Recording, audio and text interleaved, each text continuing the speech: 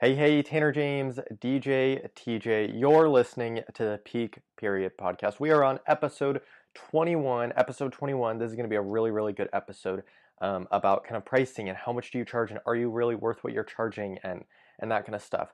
So really, really good episode. Look, the last 20 episodes have been absolutely amazing. We are seriously helping DJs change their business, change how they're booking gigs, change the amount of gigs that they're booking. And I'm super excited that I can help others do that. You know, if you know anything about me, I started really small. I started with the small equipment, with the cheap equipment, with the not great equipment, and over time just started growing and growing and growing and growing and growing and you know, I kind of learned that it's not exactly what you may think it is. So that's why I put this podcast together, to give you some info, give you free info, give you stuff that you guys can take right now and implement into your business today, implement into you being a DJ today, get some DJ performance tips, get some business tips, get marketing sales tips, website design tips. You know, we've had some awesome guests on here. You know, we've had WorkWeb, we had DJ Luna Kitigo, we've had Justin Kanoya on here. We've had some really Sam Fleming, Jason Hooper, DJ Arvin. We've had some really good guests on the podcast, which really helps you guys because you really get to get a lot of info from them for free from other DJs who know what they're doing. You know, I've had a lot of people hit me up to get on the podcast, and I don't allow many people through. You know, I have to make sure that they are vetted. I have to make sure that they are the level of quality that I want to have for the podcast. So, real quick though, I am using a different microphone today. Long story, but I had to use a different one, so it may not sound exactly what you're used to, but it shouldn't change. It shouldn't change it up too much, and everything's all good. So, but today, what we're going to talk about is all about kind of how much you charge as a DJ and how much is really how much are you worth is really what it's going to be about. Because I think what happens is in our industry we have a lot of DJs telling us, oh, you need to be paid this, or oh, you're going out for what? Oh, you know, how are you only making that much? How are you making that much? All this kind of stuff. You get a ton of conflicting like people coming in your mind saying, oh, you know, you're not charging enough or you're charging way too much. And I think what happens is it's really tricky when you're starting out because you don't know anything and you're so stuck and you're confused and you're just trying to get through it and you're just trying to figure it out. And I remember saying, well, if only one day I could have, you know, one event a weekend, if only one day I could have two events a week, and if only I could have four events a week, if only I could have six events, you know, and it just starts growing and growing. But I think what really happens is over time you realize that the DJs that we're talking about pricing don't really know what they're doing either, you know. And I think that's kind of like the thing about the world is like nobody really knows what they're doing. So yeah, you're trying to do something like you know, you want to know how much to charge, but other DJs don't really know either. They're trying to figure out as well, and they're struggling just like you. And so when they tell you, oh, you know, you're charging X, it's really hard to say numbers. And the reason on these podcasts why I don't mention numbers too much and I try and have other guests not mention numbers is because it changes from location to location. You know, I have some DJs on the program who are, you know, charging $50 for a gig, and then I have others charging literally $5,000. So it's really tricky to get a bunch of different to say a number. But I think what I'll do is just say like maybe 500, not a wedding, but just like an event. And I think DJs who charge a lot can understand, you know, the different types of areas and understand that that's kind of, you want to charge more, but that's a okay number for the medium level DJ, not the high end, not the low end. That's pretty decent. So I'll say 500 for just an event, maybe a 3 to 4 hour event. You know, that's not too bad of a number. But I think what happens is we other DJs will say, "Oh, you're going out for 500. That doesn't even cover your equipment." And it's like, yeah, but you're starting out. You don't have any experience. You don't have any leverage when you go into a meeting talking to someone. Leverage means you have more power than them. Do you use that to your advantage? So, you know, if I go into a meeting with somebody and I have a crap ton of experience in the event that they're looking at, I have a lot of leverage in that because I have a lot of power associated with me now, right? Let's say I've done 3,000 weddings, okay? I've DJed 3,000 weddings and I go into a meeting with a bride who is trying to negotiate with me. I can say, well, look at all the experience I have. I've literally done 3,000 weddings. I have a bunch of experience and I'm going to make sure that your wedding is perfect. See what I'm doing here? I have the leverage. I have that pull. I have that power associated with me. Now, likewise, if I'm going in and I've done 3, it's really hard to have that power. It's really hard to gain that power on my side because I have no experience, nothing. So when DJs say, "Oh, you shouldn't be going out for less than 500," it's really hard to say like, "Oh, well, like, you know, like you want to agree with them and be like, yeah, well, I should make more." But the truth is that maybe 500 is a lot for you. Maybe you're not even worth 500 right now. And I think what happens is a lot of DJs start feeling bad, and then they up their prices, and then it's like they don't get the work. I think another thing that's really important as well is you need to look at who is telling you this information. Because if it's your competitor, they're always going to say one thing or another. And it's either going to be, "Oh, you charge way too much. I don't know how you get those gigs. You probably don't." And then you lower your prices. Or you charge too little, and he says raise your prices, but he's charging less than you, and that's only going to help him attract more clients. So look at who is giving you advice. I was just talking to a DJ the other day with a coaching call, and he said something really interesting. I was talking to him about some upgrades like uplighting and any kind of other upgrades to upsell his clients and get some more money for the events that he's doing with upsells. And he said, "Oh, well, the other DJs in my town have told me that uplighting isn't worth it." And I said, "Oh, really? Huh? Do they offer uplighting?" And he said, "Yeah, they do." And I said, "Oh, that's really interesting. So your competitor is going to tell you it doesn't work." Yeah, of course they're going to tell you that because they don't want competition. They don't want you to get into the market, especially if you have a good amount of events. They definitely don't want you to, because then you're taking all the uplighting events that, like let's say there's weddings with gigs, weddings who want uplighting, right? Well, if you don't offer uplighting, that wedding, that bride, those clients are gonna have to book some uplighting from somebody. So even though that your competitor DJ may not have that event, may not be DJing, they can still get some income from it, from being an uplighting dude, right? Renting the uplight. But if you start offering uplighting, now you're putting him out of business. You're taking some of the work that would have been his. So of course he's gonna say it doesn't work. And once I said that, it kind of clicked. It literally, like, I could hear it like on the phone. He's like, "Oh, oh wow, I never thought about that." And it's like, well, good for you for analyzing it, because that's what a lot of DJs don't do. A lot of DJs don't even look at it. But the second part is, look, uplighting, you make money. Photo booths, you make money. It depends on the area. Maybe some areas it's not as great as a market, but don't take that advice from your competitor, because of course they're gonna tell you it's not worth it. They don't want more competition. So you have to look at where your information is coming from. But on top of that, you need to make sure that what you are charging is worth it to the client. And I think that's sometimes tricky for us. So I'm about to post a video on my Instagram and my Facebook and send out an email blast. So if you're not on any of those, go hit those up. Just do djtjtraining.com and it'll give you links to all that different stuff. But one thing that I really like to do is say, would I pay for my services? And you have to be honest with yourself, because right now you're saying, "Oh, of course I would." But really, think about it. If you're going to pay $500 for a DJ to come and DJ at your 40th birthday party, do you really think that you are worth $500? Really, truthfully, do you believe that the service that you are providing is really worth $500? Do you know what $500 could do? Because $500 is a lot of food and booze that will definitely make their night. So is your $500 fee really worth it?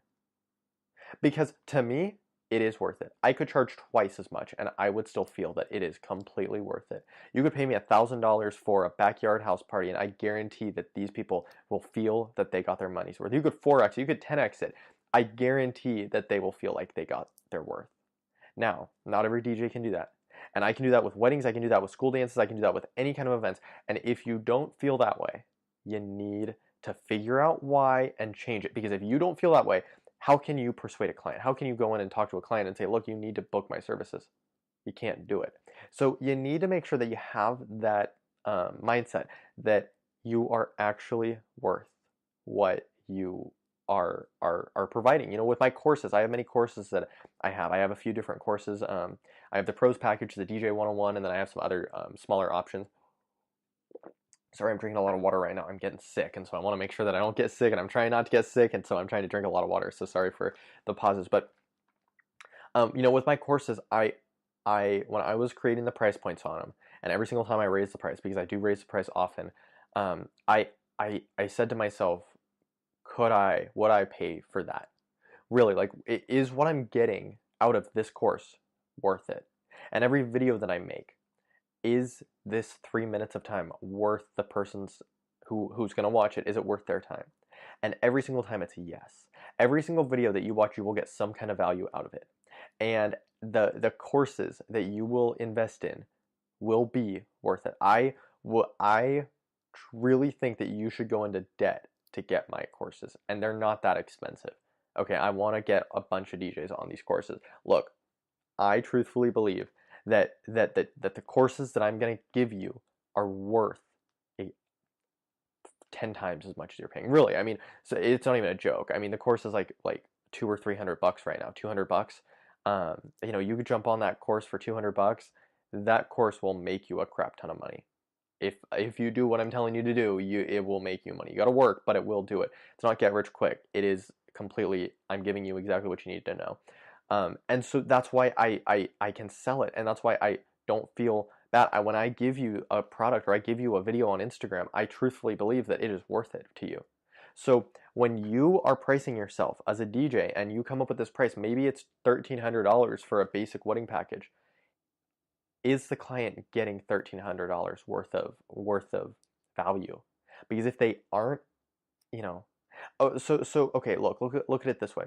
If they're going to pay $1,300, do you think that they want that your cables should look nice? Yes. Do you think that you should use black extension cables if you want to charge $1,300? Yes.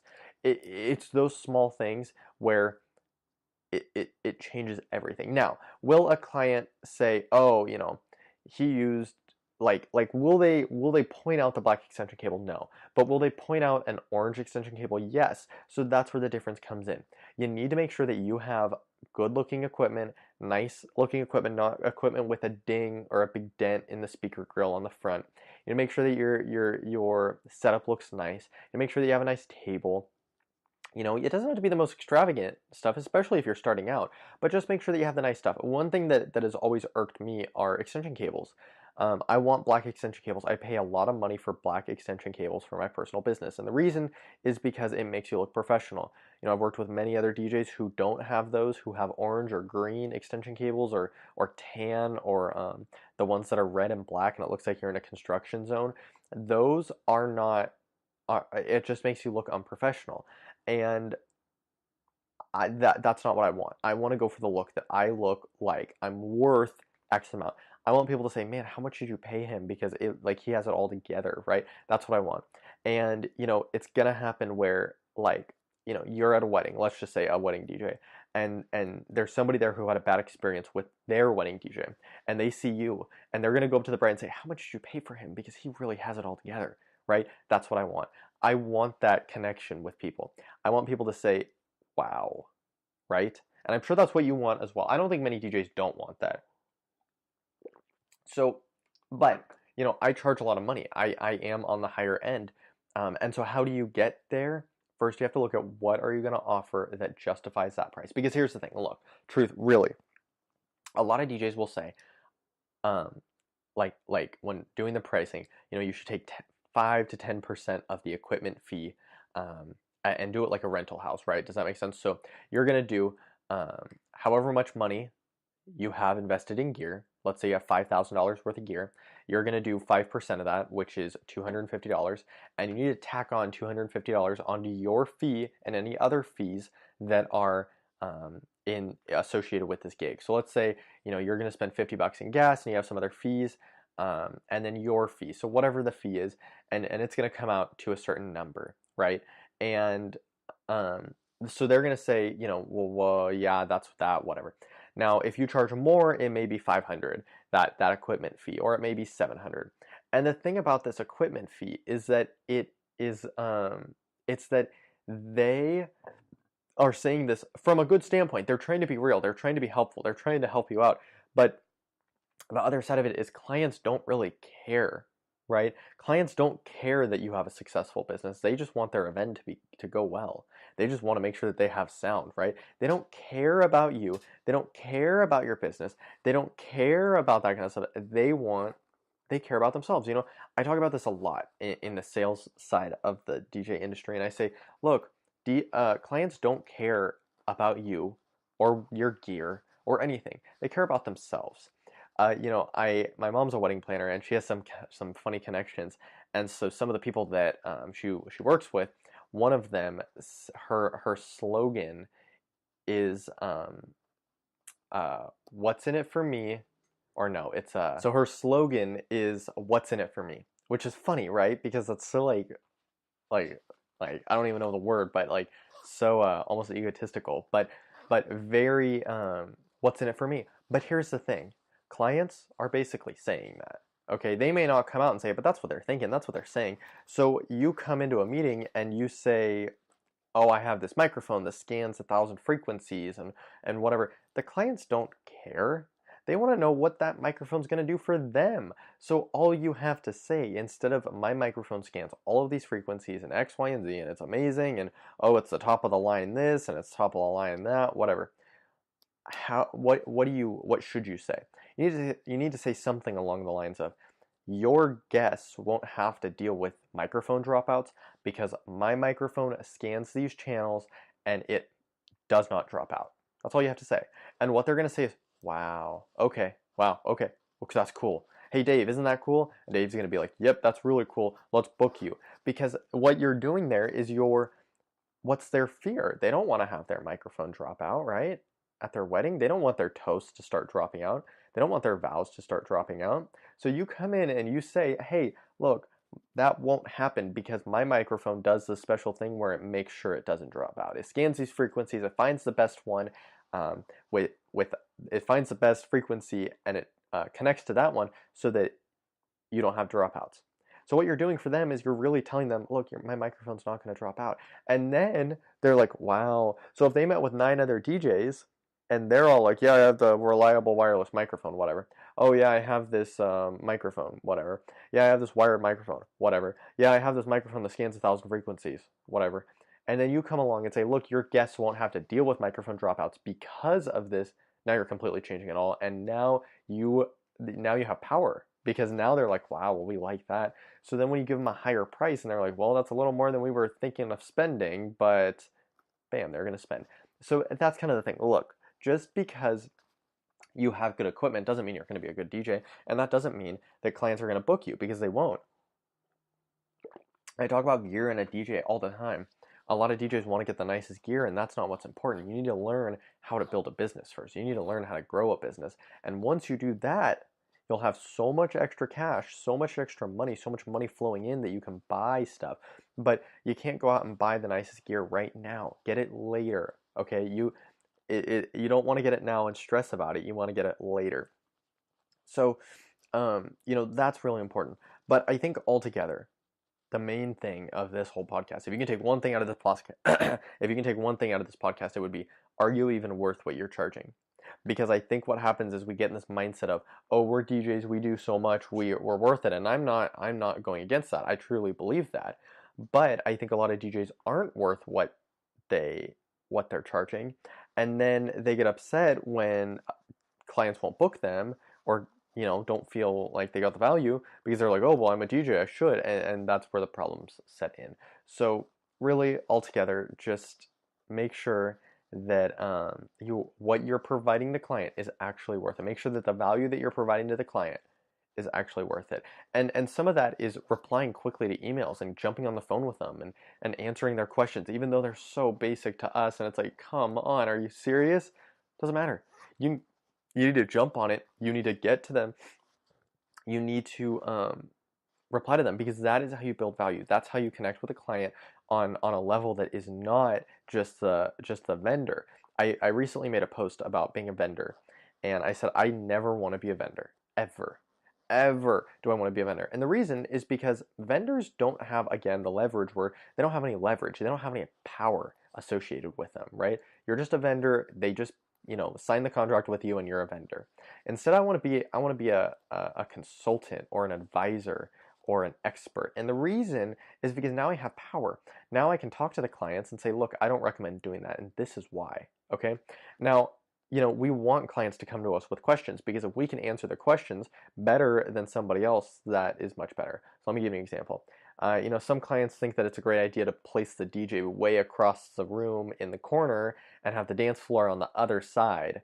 Well, we know that that's not very good for the like psychology of it and all that kind of stuff. We know that that isn't a very good idea, but the thing is they don't. So how do we make sure that they find out that this is what you're supposed to do, that you shouldn't do that you should do this?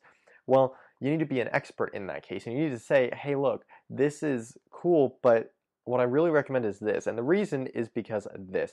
And say, look, the hard thing is with this, I've done this over and over and over. I'm showing experience. I've done this over and over and over, and I've found out that when this happens, when a floor plan is like this, I'm telling them what theirs is not good. I found out, I've done this many times before, and I've had this floor plan before, and I've found that it isn't as helpful as blank, as putting the DJ right next to the dance floor. And the reason is because people like to be closer to the DJ and dance closer to the music. They like to be closer. It's like a psychological thing. They want to be closer to the DJ and the lighting and the speakers. So what I found is it really does help a lot. You know what that client's going to say? Awesome. You're the expert. You know what you're talking about. Let's move you. We'll change the floor plan. But if I don't have that power and I can't even do that, or I don't even talk to the client, it's all gone and it doesn't matter. So look, but talking to your clients before the event is really important as well. You need to do that. You need to get in contact. You need to figure out the floor plan. You need to figure out, or else you end up with these bad things where you get stuck in a corner, or you're right next to grandma and grandma can't hear and it's way too loud for her, or whatever. Or I did a wedding over the summer, and it was in a barn. It was a barn wedding, which was pretty cool. But what happened was it was so hot that they had these big huge fans, and no joke, I cannot make this up. The fans were like 4 feet tall. Okay, these things were like Air Force grade fans. Okay, these things were freaking huge. Okay, no joke, so large. But they had these big huge fans, and they put them right near the doors of the barn. And so what that did was it allowed the other air to come in. Right, they were just trying to rotate the air. The problem is that there were speeches, and those people couldn't hear. And so what we did is, once I found out, I went over, turned those off for a little bit until the speeches were over, and then everybody could hear, turn them back on. But it's stuff like that. Like, that was one of those things that we couldn't change. But had I would known, I would have changed the area of that fan. So just like stuff like that, you got to be smart. You got to have that power to go and make these decisions, because that is how you get the awesome reputation of being an awesome DJ. So I hope you enjoyed this podcast. I'm going to jump off now. Next week I will have a better microphone. I promise you. I'll make sure I get that all together. But that'll be really cool. That'll be a good podcast as well. I am super excited for what's coming with DJ TJ Training. I can't tell you everything quite yet, but it's going to be really, really awesome. And we have some really cool stuff coming out. So that is super, super cool.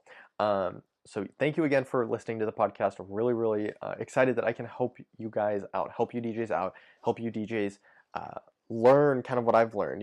I've kind of made some mistakes. I've figured out what works and what doesn't work, and I am super excited to help other DJs as well. So thank you for tuning in again. If you're not subscribed on YouTube, Facebook, Twitter, Snapchat, Instagram, all that stuff, all that good stuff, I post pretty much daily on Instagram, DJ TJ Training, Facebook DJ TJ Training, YouTube is Tanner James, but really if you just search DJ TJ Training, I'll come up. So any of that kind of stuff, you can find me. So thank you so much for listening, and I will be back next week with the podcast with an awesome, awesome episode. So thank you again for listening.